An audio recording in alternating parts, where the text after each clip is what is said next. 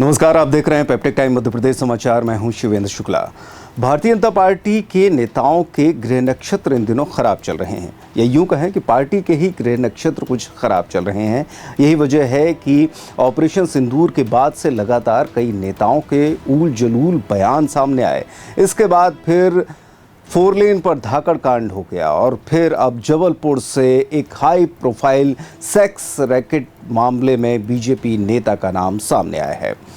इस पूरे मामले में एक बड़ा खुलासा हुआ है, जिसके बाद किरकिरी होने से बचने के लिए भाजपा ने इस नेता को अपनी पार्टी से निष्कासित कर दिया और साथ ही साथ उस पर लोग हमलावर ना हो सकें, इसलिए कांग्रेस नेताओं पर तमाम तरह के आरोप लगा के या नए नए मुद्दे निकाल कर मामले को डाइवर्ट किया जा रहा है। लेकिन हम आपको इस पूरी कहानी के बारे में बता रहे हैं। दरअसल जबलपुर के गढ़ा में बीजेपी नेता के होटल में हाई प्रोफाइल सेक्स रैकेट का खुलासा हुआ। यहाँ पर बताया जा रहा है कि कोलकाता, असम, झारखंड और छत्तीसगढ़ से लड़कियों को बुलाया जाता था और ये भी आरोप है कि इन लड़कियों को नेताओं और अधिकारियों तक पहुंचाया जाता था। इस हाई प्रोफाइल सेक्स रैकेट को भाजपा नेता अतुल चौरसिया और उसका साथी शीतल दुबे चला रहा था। इसका खुलासा असम की एक महिला की शिकायत के बाद हुआ। महिला ने पुलिस को बताया कि उसे झांसा देकर जबलपुर लाया गया, जिसके बाद यहां उसे देह व्यापार में झोंक दिया गया। हालांकि मामला सामने आने पर भाजपा ने अतुल चौरसिया को पार्टी से निष्कासित तो कर दिया है, लेकिन फिर भी अब इस मामले में विपक्ष लगातार हमलावर है। 32 वर्षीय पीड़िता ने बताया कि 3 साल पहले असम में एक महिला ने उसे अच्छी नौकरी का झांसा देकर जबलपुर बुलाया था। यहाँ भाजपा नेता अतुल चौरसिया के होटल अतिथि में उसे ठहराया गया और फिर मजबूरी का फायदा उठाकर जिस्म फरोशी में धकेल दिया गया। पीड़ित ने बताया कि यहाँ की लड़कियों को नेताओं और अधिकारियों तथा अन्य रसूखदारों के पास भेजा जाता था। हर रात अलग अलग गाड़ियों से लोग आते, लड़कियों को उनके कमरों तक पहुंचाया जाता और सुबह बिना किसी रिकॉर्ड के वो लोग चले जाते थे। बताया जा रहा है कि इसी होटल अतिथि में लड़कियों को बुलाया जाता था और फिर कोलकाता, असम, झारखंड से ये लड़कियां आती थीं। पीड़िता के अनुसार ये धंधा पिछले 3 सालों से लगातार चल रहा था।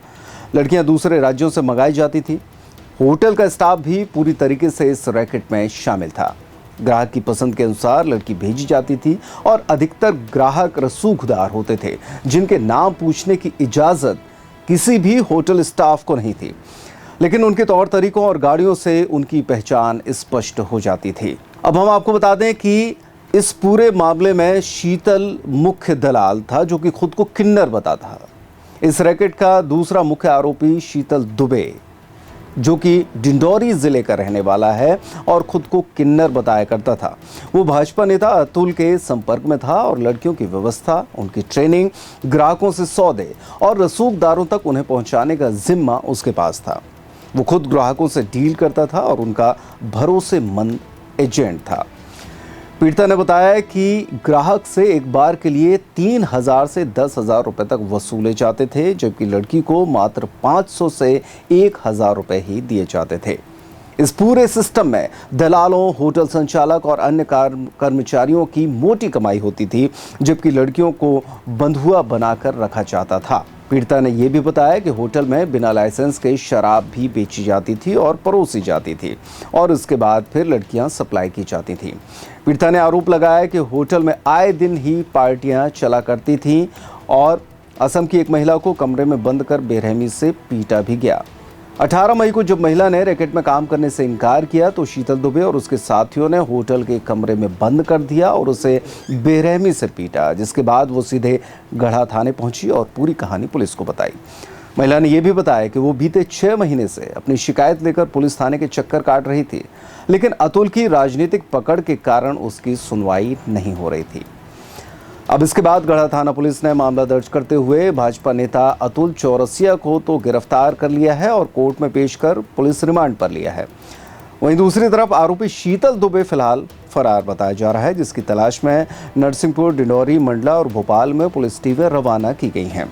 पुलिस ने सेक्स रैकेट से जुड़े अन्य सहयोगियों और होटल स्टाफ से भी लगातार पूछताछ की है। वहीं भाजपा ने अपने बचाव में अतुल चौरसिया को पार्टी से निष्कासित कर दिया है।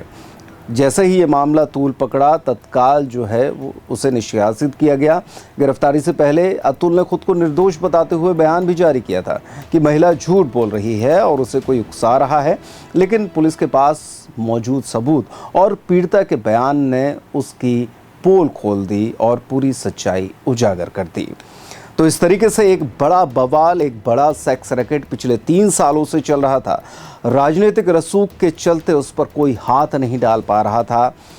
पीड़िता के जैसे तैसे थाने पहुंचने के बाद और पुलिस में मामला संज्ञान आने के बाद अब इस पूरे मामले का खुलासा हुआ है। इसके बाद एक बार फिर से भारतीय जनता पार्टी की किरकिरी हुई है।